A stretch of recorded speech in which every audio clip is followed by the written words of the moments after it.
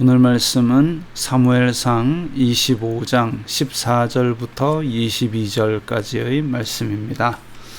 하인들 가운데 하나가 나발의 아내 아비가일에게 말하여 이르되 다윗이 우리 주인에게 문안하러 광야에서 전령들을 보냈거늘 주인이 그들을 모욕하였나이다. 자, 다윗이 나발의 재산들을 지켜줬던 것을 지금 하인들은 다 알고 있습니다. 그런데 다윗을 심하게 모욕했다는 것을 지금 하인들도 저건 너무 심했다, 이거 큰일 나겠다, 이래서 아비가일에게 전화로 온 것이죠. 우리가 들에 있어 그들과 상종할 동안에 그 사람들이 우리를 매우 선대하였으므로 우리가 다치거나 이런 것이 없었으니, 자, 그래서 다윗의 사람들이 지금 나발의 그 재산 양떼들을 지켜주고 또 그 하인들을 착하게 대했다, 이런 얘기를 다 합니다. 왜 하느냐? 여주인 아비가일은 그래도 좀 낫겠지, 다윗에게 선대하겠지, 이런 기대지요.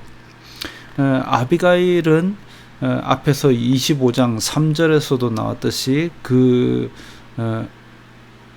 아비가일이라는 사람이 총명하고 아름답다 그랬습니다.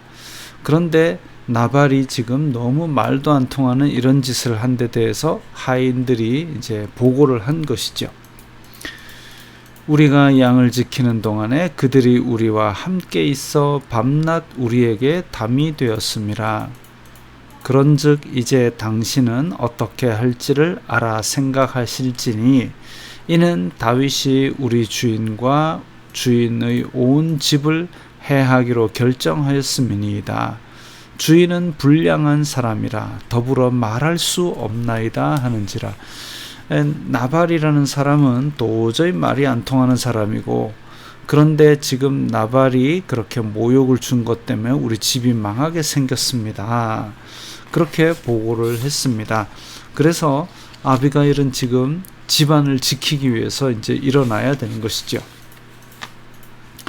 아비가일이 급히 떡 200덩이와 포도주 2 가죽 부대와 잡아서 요리한 양 5마리와 볶은 곡식 5세아와 건포도 100송이와 무화과 뭉치 200개를 가져다가 나귀들에게 싣고, 자, 이게 떡 200덩이, 포도주, 그리고 양 5마리를 잡았다.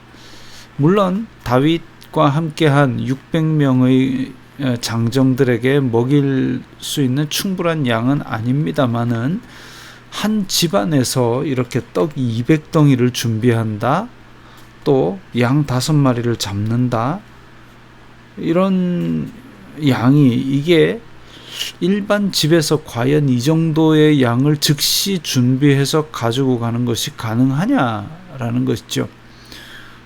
특히나 그때 당시에 불을 피우는 화덕에서 떡을 하나 굽는다라고 했을 때 수많은 시간과, 그리고 그 화덕이 몇 장의 떡을 구워낼 수 있느냐, 이런 양으로 봤을 때 엄청난 양이라고 볼 수 있습니다.